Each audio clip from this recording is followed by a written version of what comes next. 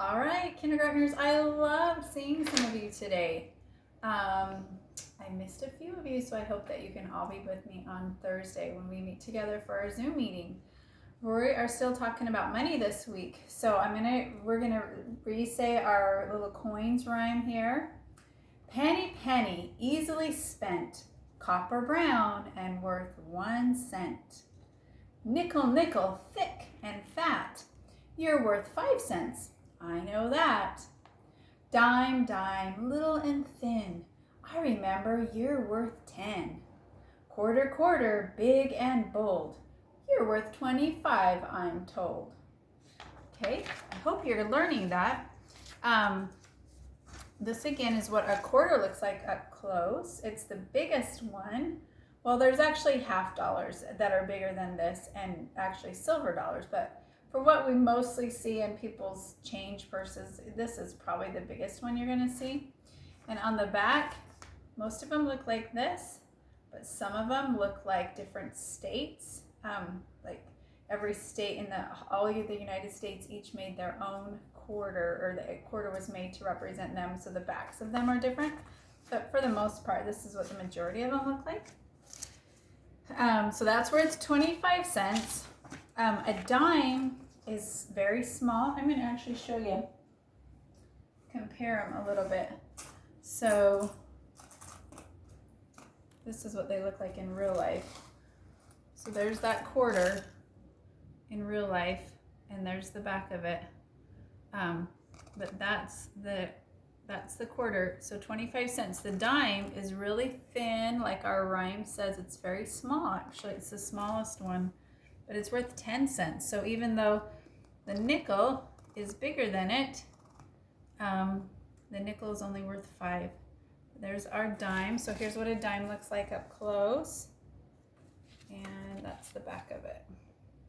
Okay, and then here's our nickel. So when we say the nickel, we say it's thick and fat. I don't know if you can tell. Maybe you can get some at home, but you can see that, maybe you can see, but you can see that this nickel is thicker than the dime. It's thick and fat. And this is what it looks like up close. And this is the back of it. It's worth 5 cents. And then the penny is next in line, only worth 1 cent, but it's bigger than the dime and almost as big as the nickel, but it's worth 1 cent. But we can tell it because it's the one that's brown. And that's what it looks like on the back. Okay, so hopefully you can learn that. Yesterday, I showed you what the cent sign looks like, and my marker ran out yesterday, so I got a good one this time. And so it looks like a C, and then there's a line through it, and that is the symbol for cents. And this right here is the dollar sign, and you put an S and a line through it, and that's the symbol for a dollar. Okay? All right, so right here on our big book, I'm gonna look at some toys and see their prices. So we have a ball is worth 1 cent, and the teddy bears were 6 cents. So if you wanted to buy this ball, you would have to give the store 1 penny. We have a few items that are worth 2 cents. Maybe you can see them before I point them out. We have a dog and a bat. I guess there's only 2 items, aren't there? Oh, no, there's the duck. That's right. Okay. And then some items are worth 3 cents. The kite and the mitt. So you would give the store 3 cents, but what if you wanted to buy 2 things? How would you know how much to pay for 2 things? What if I wanted to buy this kite for 3 cents? There's 3 cents. And I wanted to buy the doll for 5 cents. How much would I know how to spend? 3 cents and 5 cents. Well, I turn it into a number sentence. So I would go 3 cents plus 5 cents equals, if you're not sure what 3 plus 5 is, you could hold up your fingers. You could go 5, 6, 7, 8. You could figure it out that way.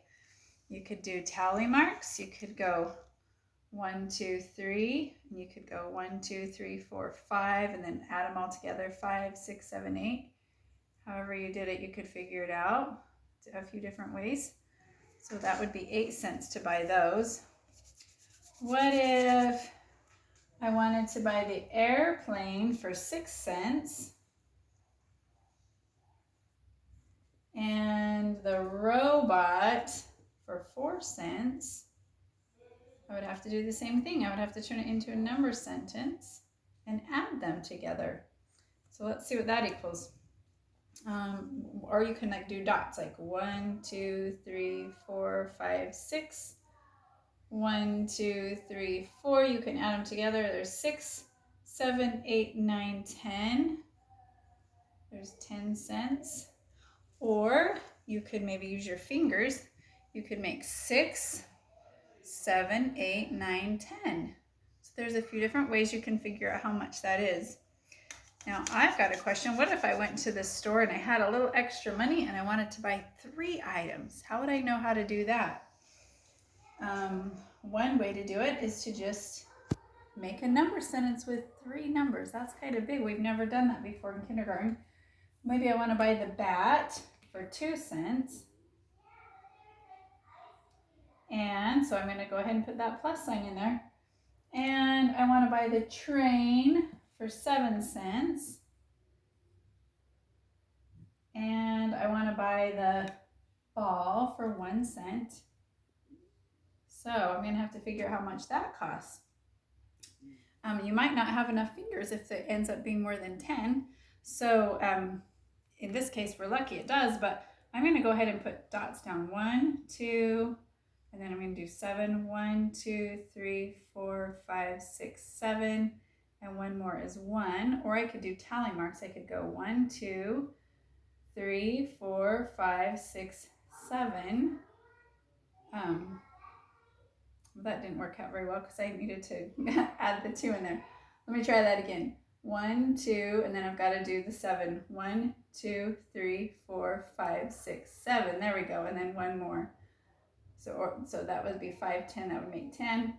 This is 7. That's our biggest number, so I'm going to count adding with that. 7, 8, 9, 10. There's a few different ways to do it. Anyways, it is going to equal 10 cents.